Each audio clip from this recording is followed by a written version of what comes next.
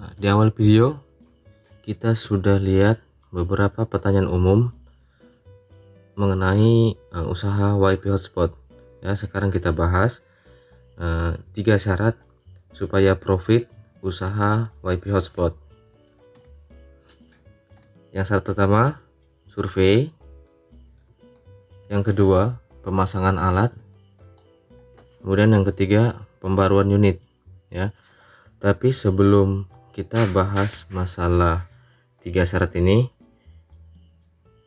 kita bahas dulu kenapa harus usaha WiFi hotspot.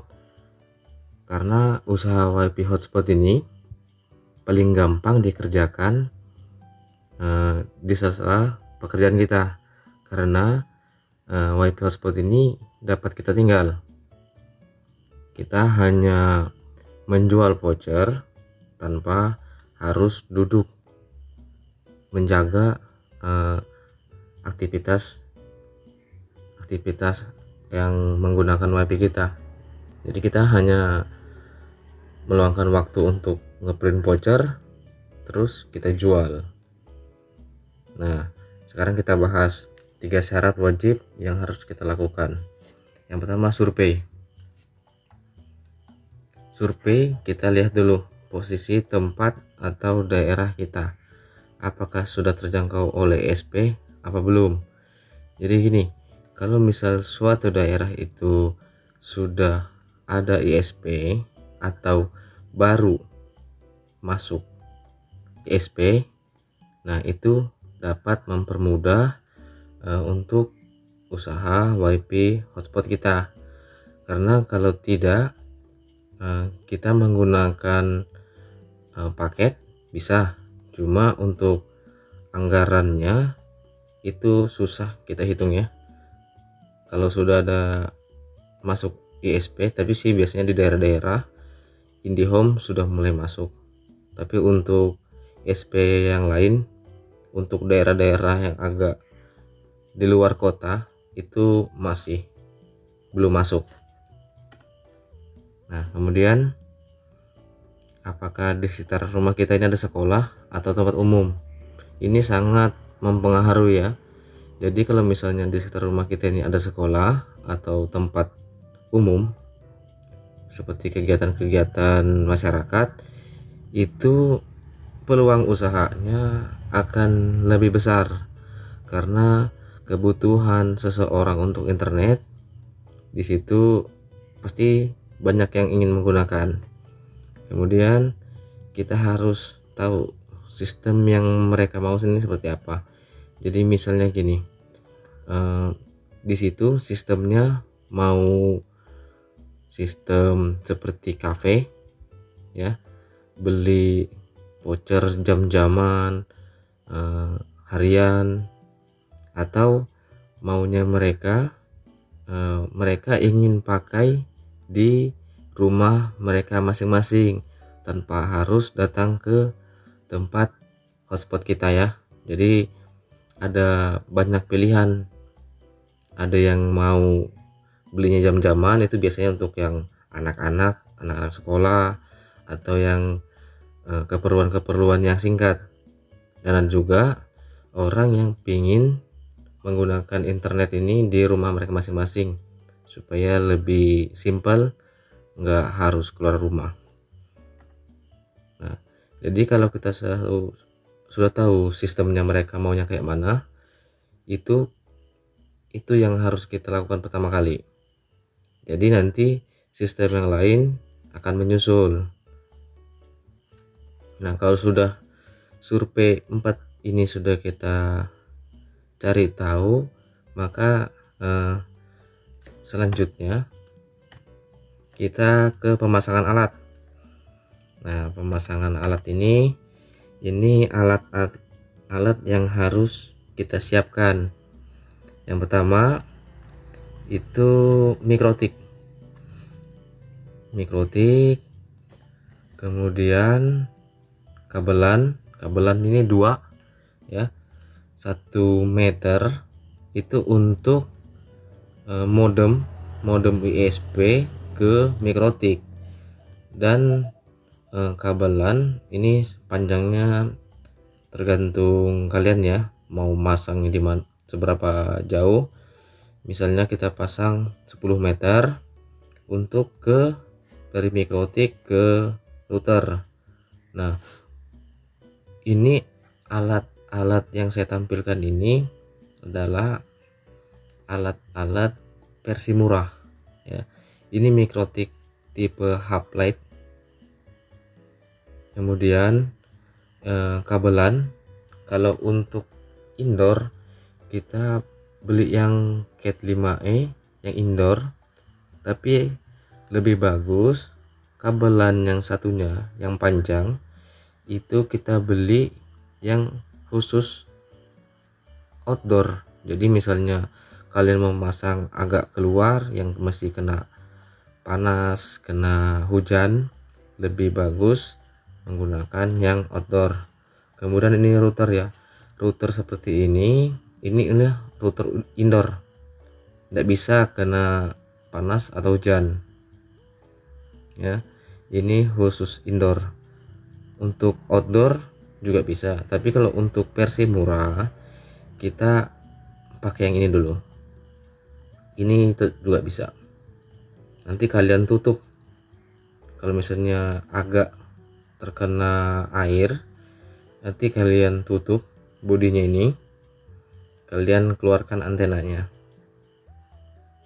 Tutupnya terserah, mau pakai styrofoam, mau pakai kardus, mau pakai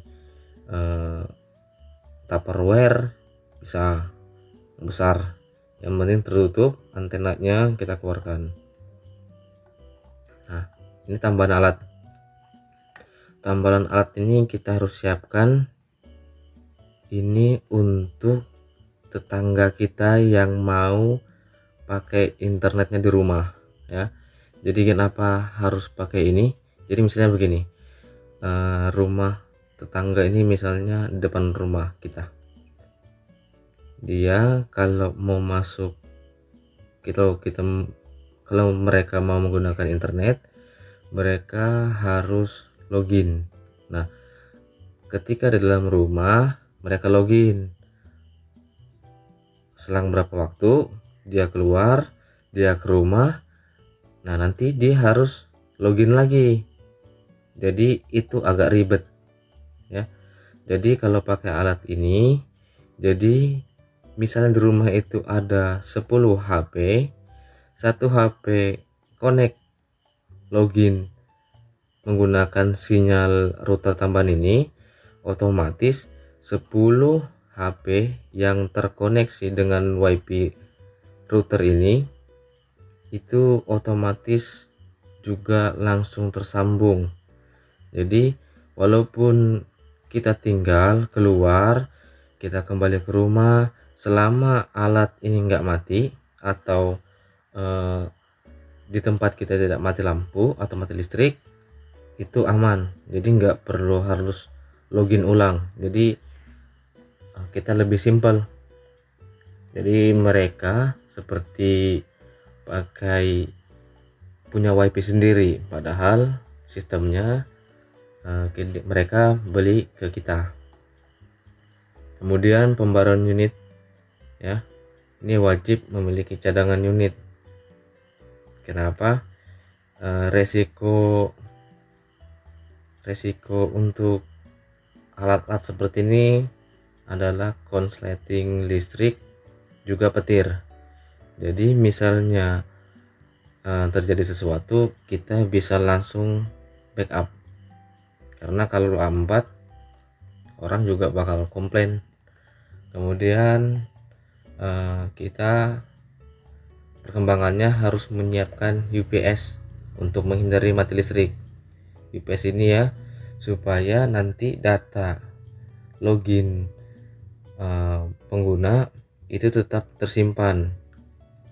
Kadang-kadang di mikrotik kalau mati lampu, loginnya data uptime-nya itu kembali tereset juga.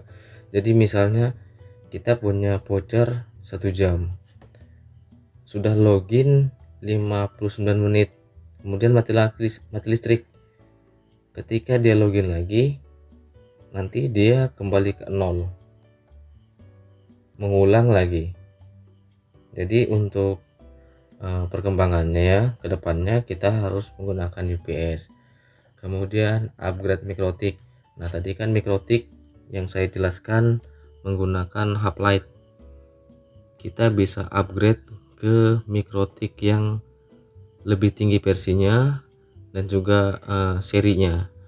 Jadi untuk hub light ini belum support userman.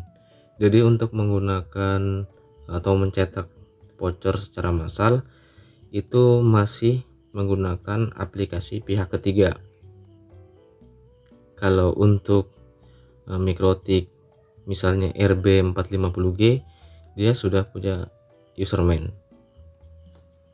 Kemudian kita harus upgrade antena outdoor. Kenapa antena outdoor? Supaya jangkauan kita bisa lebih luas. Kalau untuk indoor jangkauannya belum begitu luas dan terbatas karena dipasang di sekitar rumah kita yang tidak terkena hujan atau panas, karena memang tipe antena indoor tidak kuat atau tidak dirancang untuk kena panas dan hujan. Kemudian harus kita sering cek adalah kabelan ini harus kita sering cek. Kenapa? Karena kadang-kadang kabel itu juga bisa jabuk dan itu bisa mengganggu internet kita. Nah, jadi perhitungannya ya, sekarang kita masuk ke perhitungan untung ruginya. Nah, di bulan pertama kita masang IndiHome ini 459 untuk 40 Mbps. Itu tergantung promo ya. Kalau ada promo, kalau kebetulan saya pakai segini nih, bayarnya 459. Kemudian pembelian alat dan pemasangan alat itu habisnya 1.500.000, jasa setting, print, voucher dan lain-lain. Jadi totalnya 1.959.000. Itu untuk bulan pertama. Jadi misalnya ada 10 rumah ya, ini misalnya kita contohkan yang menggunakan ini tetangga-tetangga kita. Ada 10 rumah yang mau ikut gabung sama kita. Satu rumah kita bagi 5 Mbps kali satu rumahnya 150.000. Jadi satu bulan dapatnya 1.500.000. Untungnya di mana? Jadi untungnya ini kita dapat 1.500.000, kita harus bayar 1.959.000. Jadi untungnya ini adalah kita dapat alat gratis nih, 1.500.000 kita dapat alat gratis. Jadi kita tetap bayar 459.000 ya untuk bulan pertama. Untuk bulan kedua kita hanya bayar bulanannya aja 459. Listrik dan print voucher ya kita bulatkan jadi 500.000 ya.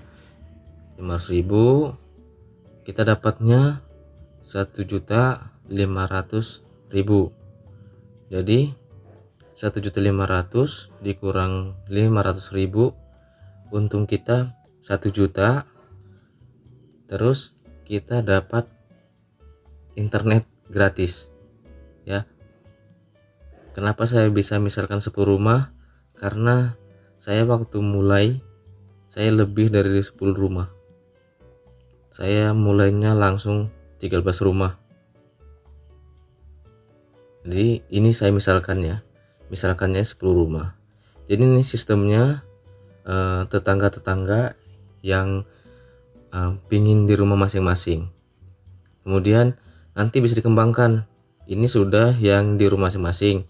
Kita buka juga untuk yang anak-anak di rumah, yang untuk sistemnya jam-jaman, jam-jaman sama harian. Jadi kalau untuk yang itu keuntungannya tidak bisa dihitung karena itu tiap harinya pasti beda. Bisa kadang ada yang beli, ada yang enggak, tergantung posisi tempat kita. Kalau tempat kita banyak sekolah atau tempat umum, kemungkinan penjualan vouchernya pasti lebih banyak. Oke, mungkin itu aja. Kalau mau coba silahkan coba, yang mau tanya silahkan komen.